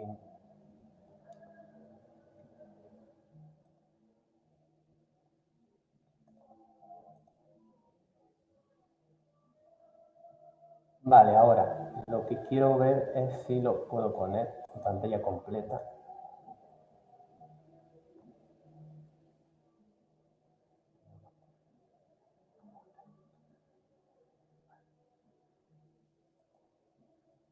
Ahora, ¿se ve?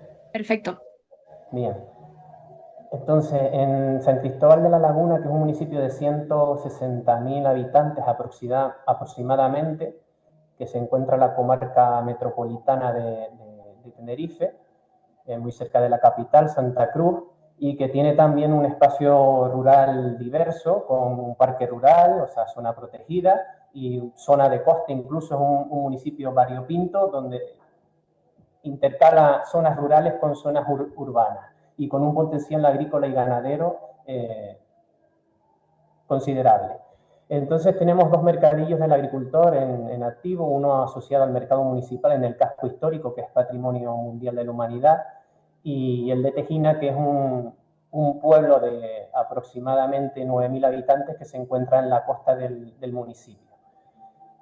El caso de referencia que me gustaría comentar es el de la Asociación del Sector Primario y Artesanal Saberes y Sabores del Nordeste, Aspas Nordeste, que es la entidad de gestión del mercadillo del agricultor de Tejina que pusimos en marcha hace escasos años, en el año 2022, y que tiene un apoyo del ayuntamiento importante. Tanto al tratarse de un mercadillo no sedentario, el apoyo se basa en la infraestructura y el plan de seguridad, redacción, dirección e implantación y el seguimiento técnico del mercadillo. Y a su vez a la entidad de gestión, que es Aspas Nordeste, pues se le otorga una subvención nominativa para gastos de funcionamiento, promoción y dinamización del mercadillo, que en un principio eran gastos que asumía directamente el propio ayuntamiento. Para situarnos en contexto, como les decía anteriormente, empezamos a trabajar en el año 2019, una demanda histórica de la población de la comarca nordeste del municipio, de la costa del municipio, que la integran 4 pueblos, entre ellos Tejina, y que en total tiene unos 20-25.000 habitantes, de 160.000 que tiene el municipio, pero es una zona muy ligada a la agricultura y a la ganadería. Entonces, la población de la comarca demandaba pues, un mercado de productores.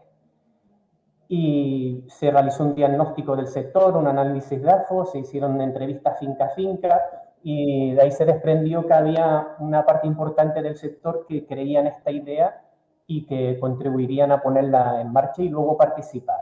Entonces se establecieron reuniones de trabajo con las productoras más comprometidas, se constituyó un grupo motor fruto de esas reuniones de trabajo en el año 2021, que dio lugar a la constitución de la Asociación Aspas Nordeste en el año 2022, y a partir de ahí se empezó a trabajar en un proyecto más ambicioso de infraestructura estable, que es el mercado agrario del Nordeste, y que todavía no ha visto la luz, pero que tiene el proyecto redactado. Entonces, toda esta asociación, compuesta tanto por productores como consumidores, y gente en general que apuesta por el desarrollo de la agricultura y la ganadería en nuestro municipio, pues tuvo una serie de talleres participativos de cara a diseñar ese proyecto de mercado agrario del Nordeste.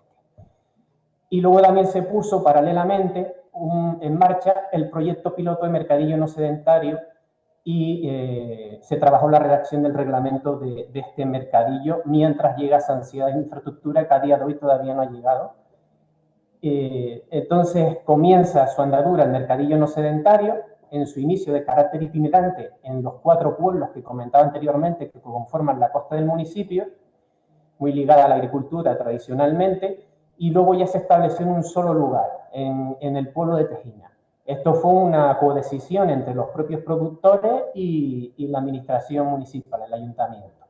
Luego se cambió el día de apertura, pasando del domingo al sábado, también en una codecisión entre productores e incluso los clientes y el propio ayuntamiento, tratando de ser lo más eficientes posible, tanto en los recursos empleados como en las ventas, ¿no?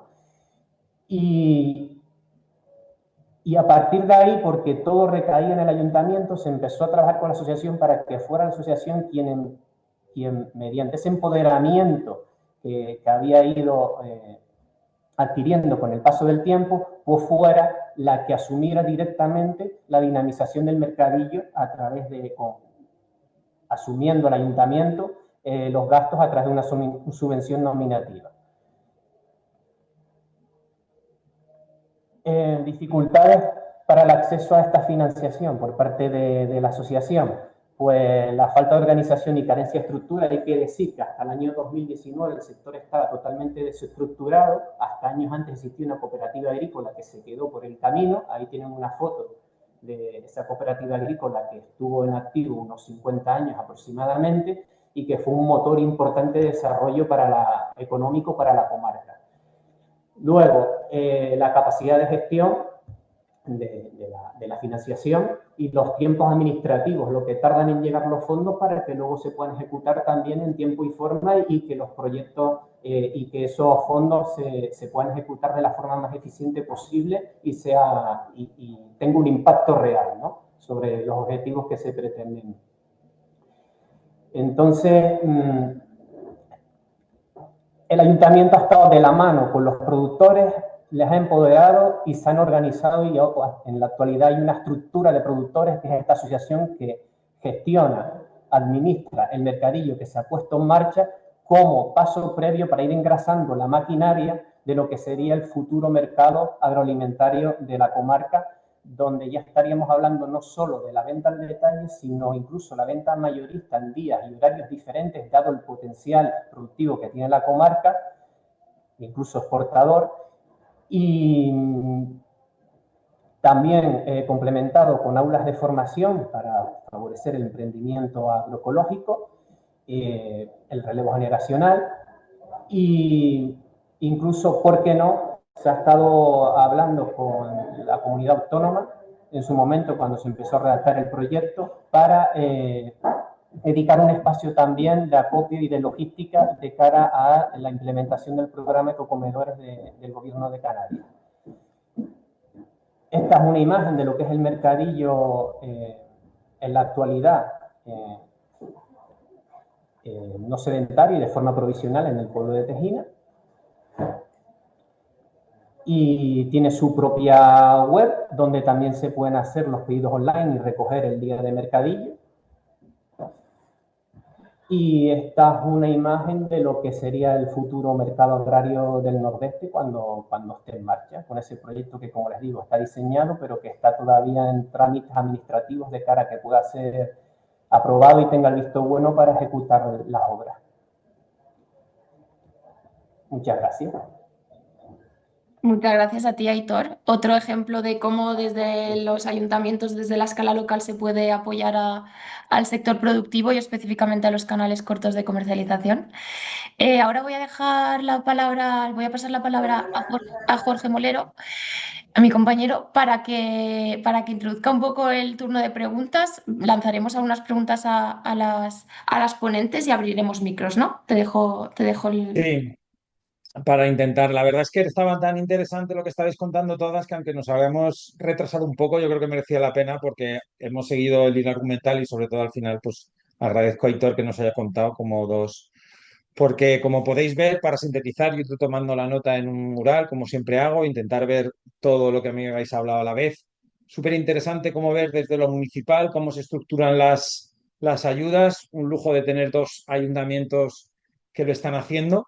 Hemos dado el salto a una comunidad autónoma que creo que es muy destacar, que no sé si lo sabéis, porque a lo mejor no lo sabéis, porque nosotros sí que estamos buscando ayudas y comparamos ayudas entre las diferentes comunidades autónomas, que es una de las pocas que está poniendo en el plan estratégico de la PAC, que sabéis que muchas ayudas van en el segundo pilar. Cataluña lo que ha hecho ha sido poner fondos propios, como bien estaba diciendo Teresa, y ha pasado, pues está financiando la propia Generalitat con un 35% aproximadamente de esos fondos que no se están haciendo en otras comunidades autónomas. Entonces, me parece que tanto los ayuntamientos son un caso inspirador para otros ayuntamientos que quieran copiar. La Generalitat de Cataluña es un caso inspirador para ver cómo, si se tiene voluntad, se puede trabajar. Además, ha estado hablando de infraestructuras alimentarias compartidas, proyectos transformadores, producción agrícola sostenible, oradores compartidos, redes de distribución conjunta. Todo esto lo hemos hablado en este proyecto a lo largo del año y la verdad es que se me pone, o sea, tengo una envidia enorme porque yo vivo en la Generalitat Valenciana y digo, ¿y por qué aquí no se puede hacer esto si se está haciendo a nivel estatal? O sea, si se está haciendo a nivel de comunidad económica y se pueden existir los mecanismos de comunidad económica para eso. Entonces, yo creo que es un buen ejemplo y por eso pues lo queríamos traer aquí para que poco a poco esto intente ir permeando a otras comunidades autónomas para ver que sí que es posible y que si hay una voluntad política realmente se puede hacer. Y ahora ya paso la pelota. Y luego, por último, hablar un poco lo que nos ha comentado Pilar, pues agradecer a Pilar porque sin Pilar muchas veces muchos de los proyectos que estamos aquí, pues no estaríamos aquí a la Fundación Danielina Caraso, porque ha confiado en gente que no confiaba en las administraciones públicas en muchos casos, y con todo el cariño que tengo a las administraciones públicas, pero es que las ayudas que hay para la pequeña producción, las ayudas a las OPCH son enormes, las ayudas a muchas, y a la pequeña producción no nos llegan, ¿no? El otro día tuvimos el café de innovación que estuvimos hablando de los problemas que teníamos personas que habíamos trabajado en esta ayuda, y creo que está muy bien contrastar entre los problemas que había habido a la hora de presentarlo y que vosotras tanto desde los ayuntamientos como de una comunidad autónoma como de la Fundación Nina Caraso, nos expliquéis cómo la articuláis y cómo lo hacéis, porque muchas veces existe o nosotras hemos intentado romper esa barrera que hay entre lo que es el financiado y el financiador. El financiado solamente muchas veces llega y redacta la ayuda y se la dan y luego no entiende cómo la arquitectura interna y los problemas que puede haber y toda la arquitectura que hay que hacer. Y por otro lado, el financiador, yo sé que estáis muy, muy en contacto, pero muchas veces pues siempre falta, ¿no? Entonces, con esto dicho, con esta pequeña introducción que me he permitido hacer yo preguntaría es cómo tanto a María, a Teresa y a Pilar y a Aitor, ¿cómo creen que estos modelos se pueden complementar y cómo se pueden retroalimentar? Porque al final, como productor o productora, como ayuda, al final tú lo que necesitas es un apoyo.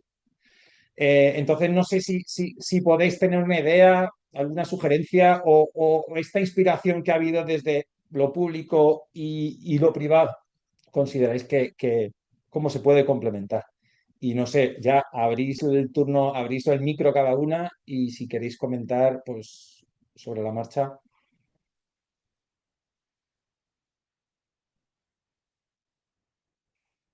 O a lo mejor estoy tirando una pelota ahí que no sabe nadie cómo cogerla, lo tengo que explicar mejor. Pero Y si quieres María, me lanzo, Jorge. Ay, Ya, perdón. si me Dale, lanzo dale. yo, venga, lánzate. venga María, sí, Al final empiezo yo. dale, dale. Dale. Yo diría que hay mucha diversidad de líneas, de ayudas de muchos diferentes niveles, como hemos visto en estas presentaciones, y lo que falta es una ventanilla única, por llamarlo de alguna manera, porque las personas al final no pueden estar a mirar los boletines del Estado y las informaciones de todos los orígenes. Entonces, no creo que haya solapamiento, pero sí que hay mucha diversidad y desconocimiento por parte de los posibles financiados. Teresa, Pilar, cuando queráis, lo que queráis. Aquí en el departamento nosotros lo único que tenemos para controlar un poco que no haya solapamiento es la declaración jurada que ellos dicen que no tienen más del 80% de ayudas de otras entidades y el rayito que me dicen los jóvenes que están mirando las ayudas cuando se solapa la ayuda con otra ayuda que es de la propia Generalitat. Pero después no tenemos, si ellos no nos lo dicen, no tenemos más control de que se hayan presentado en otra serie de ayudas, como puede ser la Caraso, después ellos nos lo explican y tal, pero el tema que estamos hablando de cómo les llega, este es un factor importantísimo que nosotros dentro del propio departamento nos encontramos. Y a veces pasa lo que pasa, que es los que tienen potencial y tienen tiempo para hurgar o buscar a alguien que les hurgue, cogen, y a los pequeños, si tú no lo sabes encontrar y decir, mira que tienes, tienes esta posibilidad, preséntate, a ver cómo los organizamos y les acompañamos, lo pierden. Lo pierden porque hay un papeleo, no se han enterado de las bases de la convocatoria, no se han enterado de la justificación. Nosotros ahora estamos trabajando con una red de un poco dinamizadores de este ámbito de las pequeñas infraestructuras, con oficinas comarcales. El Departamento de Agricultura tiene una oficina comarcal prácticamente en todas las comarcas. Si hay un técnico de las oficinas comarcales que detecta un poco qué es lo que tiene, por ejemplo, en las zonas de montaña tenemos en los servicios territoriales una persona encargada solo de los temas de pequeños proyectos agroalimentarios. Esto lo tendríamos que tener, yo pienso, en todas los servicios territoriales, si hay Penedès, Osona, Gerona, Barcelona, Lérida, 7 u 8 personas que detecten a los pequeños, porque los grandes, yo siempre digo lo mismo, nomen, ya lo saben. Y Vallcompans y cualquier matadero ya sabe dónde tiene que ir. Este año las ayudas de industrias se han puesto a partir de 50.000 euros, que antes eran a partir de 300.000 euros. Un pequeño que no quiere ir a 300, si no te gastas más de 600.000 euros, no puedes venir a nuestras líneas de ayuda. Se ha cambiado un poco el chip, pero yo lo que veo es esto, que se les tiene que ir a buscar y se les tiene que acompañar y se les tiene que preparar. A veces más que no que hagan obras o hagan cosas un poco sin sentido. Esto es tal como lo vemos nosotros. Bueno, como lo veo yo, porque hablo por mí. Genial. O sea, yo por compartir un poco nuestra experiencia, yo creo que estas ayudas a nivel local, autonómico, financiación privada, o sea, que es clave, ¿no? Que un proyecto tenga esa diversificación también de apoyo financiero. O sea, yo pienso en muchos de los proyectos que hemos apoyado en la fundación, muchos están teniendo esa financiación también pública, que está siendo clave. Esto luego a la vez es un reto, porque lo que suele pasar es que muchas financiaciones, convocatorias, tienen como unos gastos subvencionables como muy estrictos y compaginar unas ayudas con otras no siempre es sencillo. Ahí nuestra postura, lo que os comentaba antes, es la flexibilidad. Al final, creo que lo importante es el objetivo del proyecto, entender que los proyectos pueden cambiar, obviamente siempre manteniendo su objetivo, ¿no? Pero que hay cosas que en la vida del proyecto pueden cambiar y que creo que como financiadores también tenemos que poder o saber adaptarnos a eso, ¿no? Y tener la capacidad de permitir al proyecto, ¿no? Que haga esos cambios. Y creo que esa flexibilidad ayudaría a los proyectos a conseguir diferentes financiaciones, porque claro, los proyectos tienen un tiempo, 2, 3 años, las financiaciones pueden llegar de aquí y allá. Entonces, compaginar eso no es fácil. Entonces, yo diría que es clave esa complementariedad de las financiaciones, pero que es clave también como financiadores ser flexibles para que eso sea posible. Nosotros tenemos intervención que si nos flexibilizamos mucho, ya tenemos expedientes de la otra convocatoria que aún nos vienen a buscar ahora, ¿eh? Ya intentamos, ¿eh? Por eso las bases reguladoras, ponerlo un poco más amplio y conocer. Yo creo que para hacer unas bases reguladoras tienes que conocer qué es lo que nos pasa. Tienes que conocer en profundidad cuáles son sus necesidades y oírlos y escucharlos para un poco dar en el clavo de qué es lo que se tiene que subvencionar y qué es lo que no se tiene que subvencionar.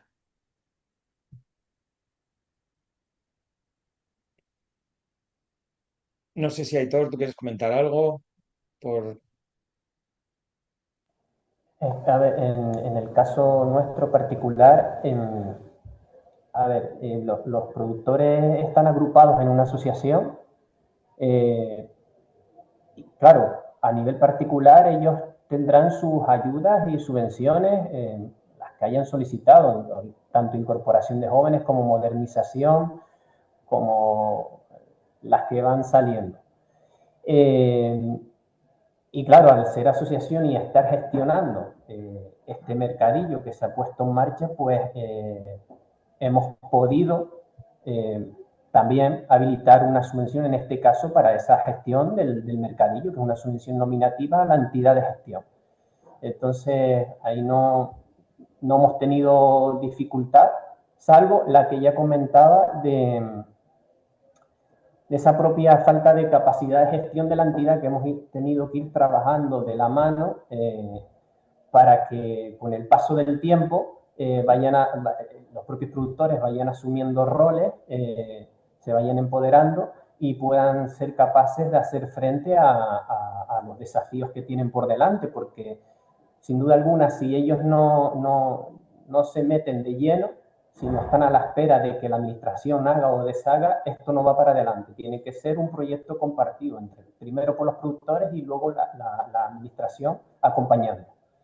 Y entonces, bueno, pues hemos ido ahí poco a poco empoderando, como digo, a la asociación y en la medida de las posibilidades, pues otorgándole pues los medios que garanticen que esto marche para adelante y ahí están los resultados. Ponemos la infraestructura y aparte ponemos una subvención que usan tanto para gestionar como para promocionar y dinamizar el mercadillo y todo perfectamente compatible. Muchísimas gracias, Aitor. O sea, las preguntas que tenía para responder las habéis ido respondiendo porque la última que me parece, y pues sobre todo por dar un espacio de tiempo por si alguien quiere preguntar algo, por no estar nosotros aquí, eh, pues ya que estáis, seguro que tenéis un montón de ideas. Yo tengo muchísimas preguntas para hacer a Teresa, María, Pilar, a Aitor, pero me las guardo ya en algún momento cuando les pille o les vea, pues ya se la haré. Pero sobre todo comentar, porque la última pregunta era cuál es el principal reto que ven que las ayudas lleguen realmente a los productores pequeños, pero ya no las habéis respondido. Y muchas veces es que muchas veces los productores pequeños ni saben que existen las ayudas, ni tienen la capacidad para gestionarla, ni tienen la capacidad luego para formularla, ¿no? Entonces yo ya con esto, yo no sé, abro un turno de palabras. Si alguna persona queréis preguntar algo específicamente, ahora que tenéis aquí a María, a Mariana, a Teresa, a Pilar y a Aitor, o queréis preguntar a cualquier otra persona algo, sí, María. De todos los puntos que han dicho, ¿no? Lo de la ventanilla única, la simplificación de la burocracia, una red de informadores locales para dar conocimiento de la ayuda, pero también que realmente conozca cuáles son las necesidades de cada territorio, la flexibilización en las convocatorias, que a veces son tan estancas que es imposible, ¿no? Tanto a nivel de capital como a nivel de qué se requiere, ¿no? Me falta una cosa y es el lenguaje. Creo que otra cosa que habría que cambiar muy importante es el lenguaje. Soy agricultora, bueno, yo he estudiado, he vuelto al campo después de haber vivido fuera en el extranjero, pero mis vecinos son personas mayores en mayoría que no se enteran una pajoleta ni de cuando llega una notificación ni nada de nada. ¿Podríamos, por favor, mirar a quién nos dirigimos, ya que hay tanto marketing y tanta historia, que el lenguaje es muy importante, pues que llegue a los primeros consumidores que son los productores?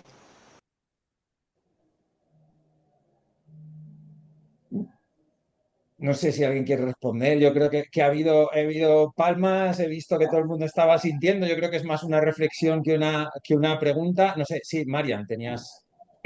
A pesar de que estoy en la otra parte, en la parte de la administración, estoy totalmente de acuerdo porque realmente tenemos un lenguaje administrativo muy difícil de entender, pero estamos muy marcados también, por lo que decía Teresa y con intervención y demás. Es que yo a veces digo que no es que tengamos al enemigo en casa, pero entre unos departamentos y otros tampoco somos demasiado flexibles y no nos queda otra.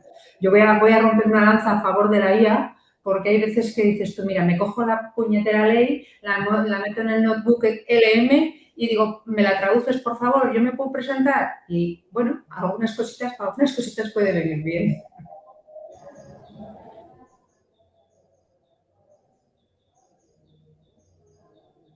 Bueno, si nadie quiere preguntar, alguna persona quiere responder o alguna persona quiere preguntar algo específico, si no, yo tengo aquí cartuchos para ir preguntando a las personas que están aquí, pero no por... Yo sí me gustaría añadir que, vamos a ver, las ayudas a las que pueden acceder los productores, especialmente las que gestiona el Gobierno de Canarias y el Cabildo de Tenerife, aquí en nuestro caso en Tenerife, al existir las agencias de extensión agraria, pues es como esa ventanilla única a través de la cual los productores pueden acceder a toda la información, incluso al asesoramiento particular de cada uno, de a qué puede acceder y a qué no, a qué se puede acoger y a qué no. O sea, eso lo tenemos resuelto en parte a través de las agencias de extensión agraria dependientes del Cabildo de Tenerife, como esa ventanilla única de la que están hablando. Yo quería levantar la mano porque me gusta. Esto es importante en el sentido de que, como sabéis, las oficinas comarcales agrarias están distribuidas en todas las comunidades autónomas, pero hay casos excepcionales, como es el vuestro, que son agencias o sea, servicios de extensión agraria que están desaparecidos en casi todas las comunidades autónomas porque hubo, cuando el extinto servicio de extensión agraria pasó del mapa a las comunidades autónomas, hubo, pues si no lo sabéis, algunas que decidieron seguir manteniendo ese servicio, como puede ser en el caso de Navarra, que es como referentes, en el caso vuestro, en Tenerife. Luego hay casos híbridos en Andalucía, casos en Canarias, que se han ido profundizando aquí. Pero las ayudas, las OCAs muchas veces lo único que hacen es tramitar las ayudas de la PAC y ya está, tal cual. Y las ayudas de la PAC de pagos directos o ayudas de incorporaciones o ayudas de modernización. Y me ha gustado mucho escuchar a Teresa decir que ojalá pudiera haber esas OCAs, poder hacer como un poco de hacer una prospectiva de lo que hacen falta en el territorio, de gente que conoce y poder realmente identificar y luego, porque vosotros yo sé que diseñar estas ayudas y la intervención, la complejidad que tiene la administración y el funcionamiento en silos, la dificultad que hay. Pilar, pues de la Fundación Daniela Garaso, como no está dentro de esa estructura, por eso su flexibilidad es mucho más grande y permite respirar a los pequeños, pero desde la administración pública yo, o sea, lo sé, lo entiendo y una de las cosas es que la gente también os entienda a vosotros que no muchas veces es la administración funciona así y un interventor, si no, te echa para atrás la ayuda o te mete un expediente y ahí es muy complicado el trabajar. Pero me parece que sí que si hay esa retroalimentación y además desde las OCAs hay mucha presión y mucha información, posiblemente pues ahí hay un flujo, una masa que hace que luego posteriormente tengas una base sólida para decir, mira, lo estamos haciendo así, pero es que desde la propia administración nos están diciendo que no. Entonces, ha levantado la mano yo simplemente por hacer ese comentario. Alberto,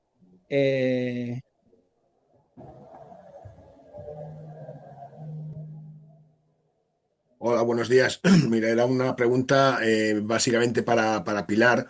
Yo estoy contratado en la asociación AGEA Las Loras, un proyecto que vosotros estáis también financiando. Y hablabas sobre el tema de los préstamos blandos. Nosotros, evidentemente, somos una asociación sin ánimo de lucro. Entonces, claro, evidentemente. ¿Cómo podríamos? Porque el problema está en que conseguir que los productores pongan algo de su parte para poder, estamos todavía en la fase de acabar de estructurar todo antes de poder comenzar a comercializar y a ponernos en marcha. Todavía nos quedan algunos meses, pero claro, los gastos van comenzando a tener que soportarse y a tener que afrontarlos mensualmente, ¿no? Entonces, esa esa pequeña aportación que requeriríamos de los productores nos está costando bastante de conseguir. Entonces, yo he planteado como responsable de la gestión y comercialización de esta asociación la posibilidad pues de buscar alguna financiación, pero ¿cómo poder buscarlo si somos una asociación sin ánimo de lucro? Entonces, en ese sentido, ¿qué posibilidades habría o cómo podemos afrontar ese reto? Hola Alberto, encantada. Creo que os he oído hablar de ti, todavía no nos habíamos cruzado. Bueno, Satina, al ser un programa de préstamos, ahí no hay tanto problema. Una asociación puede participar porque al final lo que está generando una rentabilidad y parte de esa rentabilidad se va a utilizar para devolver un préstamo. Obviamente, otras iniciativas de inversión de impacto, más puramente de inversión, de estas que quieren invertir, ser parte, ¿no? del capital de la entidad, obviamente hay una asociación, ¿no? En un programa como Tina podríais encajar si os interesa, o sea, son dos convocatorias al año, va a volver a abrir, ya hemos cerrado la de primavera, pero en otoño volverá a haber otra convocatoria, o sea que si os interesa y os podemos poner en contacto con el equipo de la Fundación Sip2B que lo está llevando también para que le contéis un poco en qué momento estáis y lo vemos. Luego, no lo he contado, pero también desde Caras, o sea, aparte del apoyo financiero y no financiero concreto, ¿no? que está liderando Tandem, tenemos un programa que se llama Cartai, donde la idea también es, bueno, hacemos desde webinarios hasta acompañamientos concretos en temáticas diversas y lanzamos hace tiempo como una formación sobre búsqueda de financiación, que yo creo que a todos los proyectos es como, bueno, pues un reto común que seguramente volveremos también a poner en marcha en breve. Entonces, bueno, o sea, os daremos ahí la información porque yo creo que siempre hay vías. Lo que pasa, claro, que yo tampoco soy experta en eso, pero que sí que desde Caras intentamos también ayudar a los proyectos con esa parte, ¿no? De, ostras, ¿dónde nos podemos presentar? ¿Qué tipo de ayudas hay? En función del momento en el que está el proyecto. Entonces, hablamos, Alberto, si quieres, y te pongo en contacto con el equipo de Sip2B y vemos también esta formación de búsqueda de financiación. Perfecto, sí, estaría encantado de que pudiéramos hablar más concretamente sobre el tema y demás y tal, ya a través de tal. No sé si estarás en Madrid la semana que viene y si no, pues y a través de Cristina miro a ver el contacto tuyo para poder ponernos en contacto. Gracias. Fenomenal. Bueno, pues yo ya paso la palabra, quedan 2 minutos para la 1 de la tarde, que era la hora que nos habíamos fijado. Entonces, salvo que haya alguien que quiera comentar algo o alguna de las ponentes quiera cerrar algo, si no, le paso la palabra a Cristina. Gracias, Jorge. No hay nadie más que quiera comentar nada. Pues mira, vamos a terminar súper bien de tiempo. Nada, pues a mí solo me queda primero agradecer en primer lugar a las ponentes y a Aitor por todo lo que nos habéis presentado hoy. La verdad es que nos ha costado, o sea, no queríamos cortaros por eso, porque era súper interesante. Creemos que es un tema de mucho interés y bueno, como esto quedará grabado y vamos a compartir las presentaciones, pues la gente podrá aún informarse sobre lo que nos habéis presentado. Después también agradecer a las personas participantes, por supuesto, que estéis aquí. Muchas ya nos habéis acompañado en las actividades anteriores, algunas vais a estar en Madrid, o sea que nos hace especial ilusión. Bueno, antes de cerrar, la primera cosita que os quería pedir, como siempre, es que tenemos un cuestionario de evaluación que os voy a pasar ahora el enlace por el chat, aunque os lo compartiré también por correo, pero es un cuestionario bastante corto que si lo hacéis ahora en caliente ya no se nos olvida y está hecho. Nos hace falta, por una parte, para tener vuestro feedback y poder seguir mejorando, saber pues, si hay algunas mejoras que nos podéis proponer y también pues porque este proyecto está financiado y también es un requisito del financiador. Entonces, como hablamos de financiación hoy, pues esto es una de los requisitos. Así que, pues eso, si podéis contestar ahora, es muy cortito, o sea que si lo hacéis ahora ya no se nos olvida. Y nada, para cerrar un poco los siguientes pasos, ya estamos en la recta final de este proyecto, aunque la red de innovación y asesoramiento en canales cortos queremos que continúe, por supuesto, y vamos a hacerlo todo lo posible para ello. Entonces, nada, hacer un poco de... ¿Estáis viendo mi pantalla ahora? A ver, que se me ha ido. Jorge, ¿estáis viendo mi pantalla? Vale, Sí. no te escucho, pero Sí, entiendo. sí, lo estamos viendo, Cris. Sí, sí, Pues perfecto. nada, aquí tenemos el programa de lo que será el seminario estatal la semana que viene, que algunos de vosotros vais a venir. Ha habido un pequeño cambio, os lo mandaré por correo en cuanto al espacio donde vamos a hacer la segunda parte, pero la primera parte de la jornada pues estaremos en la Dirección General de Desarrollo Rural, Innovación y Formación Agroalimentaria, que nos van a acoger para esa primera parte de la jornada. Cerramos hoy inscripciones. Lo hemos alargado un poquito porque ha habido gente que aún se ha estado inscribiendo durante la semana, pero sí que es verdad que ya tenemos que cerrar porque además tenemos que pedir autorizaciones de acceso a la sede del ministerio. Entonces, pues eso, vamos a tener que cerrar hoy, pero queríamos traer que ese será como el seminario de que va a culminar a culminar un poco todo el trabajo que hemos estado haciendo hasta ahora. Aunque no será la última actividad del proyecto, aún tenemos una que os voy a comentar, pero bueno, vamos a culminar, vamos a traer todos los aprendizajes, vamos a seguir trabajando juntos en los talleres sobre cómo podemos continuar, qué os interesa continuar y cómo nos podemos organizar para que esta red continúe. Y nada, habrá, como os he comentado, una actividad final en junio, que ya anunciaremos la fecha. Tenemos un último café de innovación también.